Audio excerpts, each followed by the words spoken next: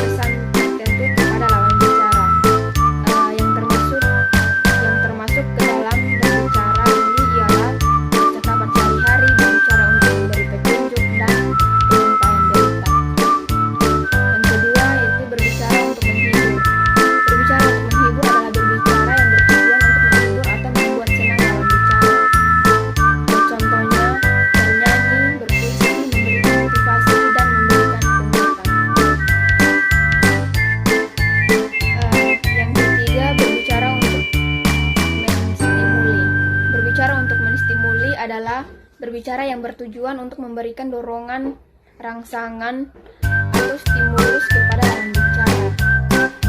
Biasanya penutur menghadirkan contoh-contoh atau ilustrasi agar dapat menjadi rangsangan bagi lawan tuturnya. Yang keempat, berbicara untuk meyakinkan.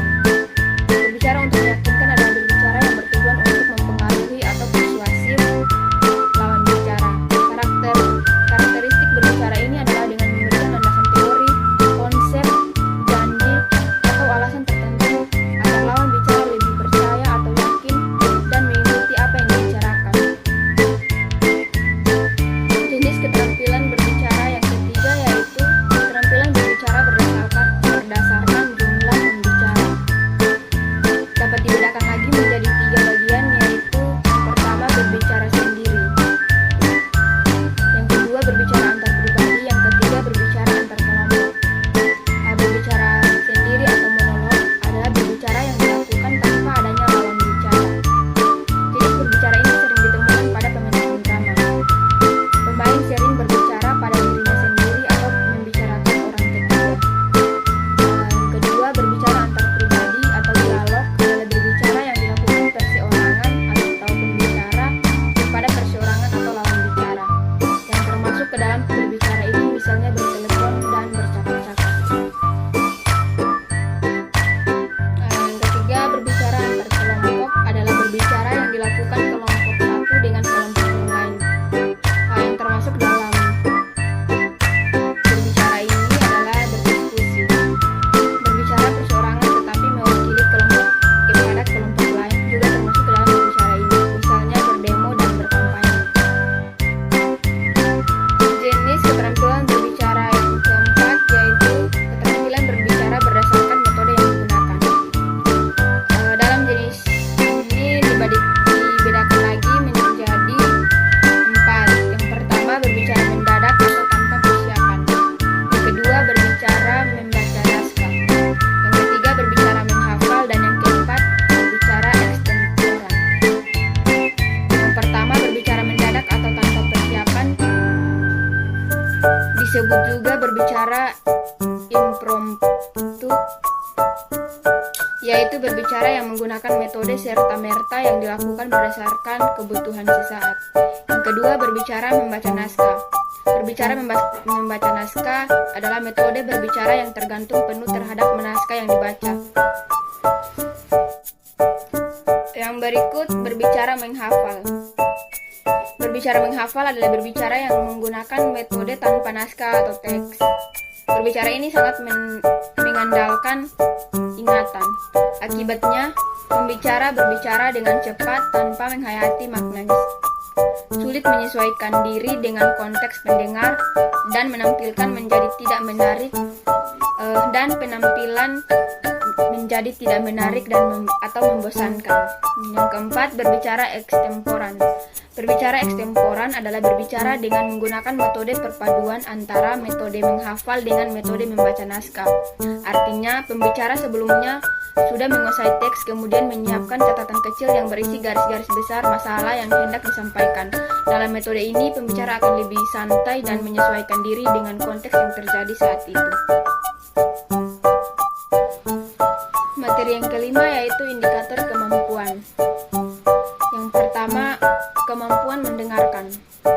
Memahami pesan yang disampaikan orang lain dan merespon dengan tepat. Yang kedua, penggunaan bahasa yang tepat. Memilih kata dan frasa yang sesuai dengan konteks dan audiens. Yang ketiga, artikulasi dan pronunsi. Mengucapkan kata-kata dengan jelas dan benar. Yang keempat, keberanian berbicara. Tidak takut untuk mengungkapkan pikiran dan ide di depan orang lain. Yang kelima, kelancaran berbicara. Menyampaikan gagasan tanpa banyak jeda atau keraguan. Materi yang keenam yaitu faktor penghambat keterampilan. Di sini terdapat 5 faktor penghambat keterampilan. Yang pertama, kurang percaya diri. Rasa takut salah atau malu membuat seorang enggan berbicara. Yang kedua, kurangnya latihan. Seperti keterampilan lainnya, berbicara membutuhkan latihan terus-menerus. Yang ketiga, lingkungan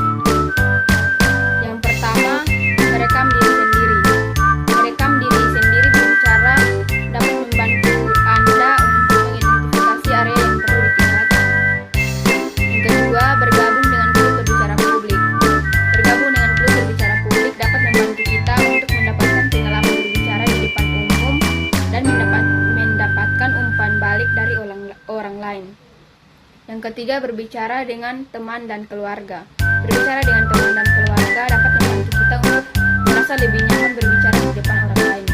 Yang keempat, membaca dengan keras. Membaca dengan keras dapat membantu kita untuk meningkatkan pengucapan dan intonasi kita. Yang kelima, mengikuti kursus berbicara publik. Mengikuti kursus berbicara publik dapat membantu kita untuk mempelajari teknik berbicara yang efektif. Materi yang kesembilan yaitu penilaian keterampilan berbicara permulaan.